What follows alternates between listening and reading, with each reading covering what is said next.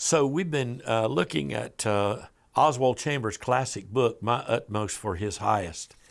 And just every day, choosing a little idea from Chambers, this classics on devotion. Today, the thought comes from Luke 23:26. The Bible says, they laid hold upon one Simon, and on him they laid the cross of Jesus. Now this is referring to the moment when Christ fell beneath the weight of his own cross. And the Roman soldiers just commandeered a guy out of the crowd and put the cross of Christ on his back. And he carried that cross for Christ to the cross.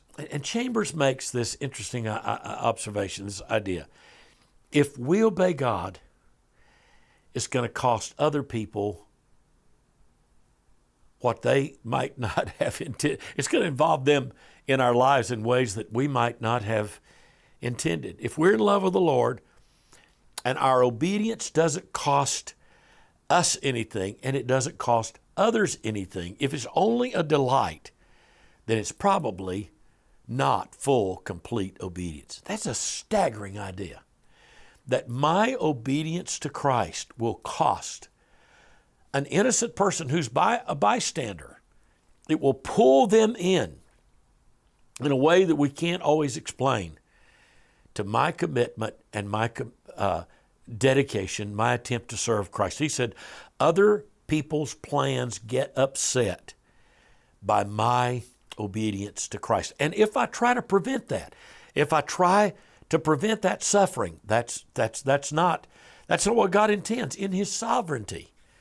He intends that my obedience to Him, my radical obedience to Him, might affect other people. Human pride says, I'm going to do this in a self-contained way that doesn't affect others, but the cross pulls other people in. Stagnation in spiritual life comes when I say, I'll bear the whole thing myself. You can't do that, because we're involved in universal purposes of God whereby other people are affected.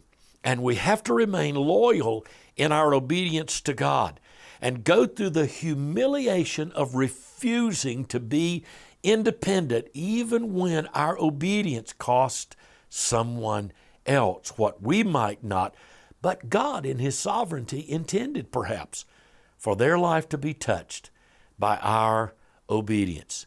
If we obey God, He will look after those who have been pressed into the consequences of our obedience. We simply have to obey and leave that other matter, those consequences, to Him.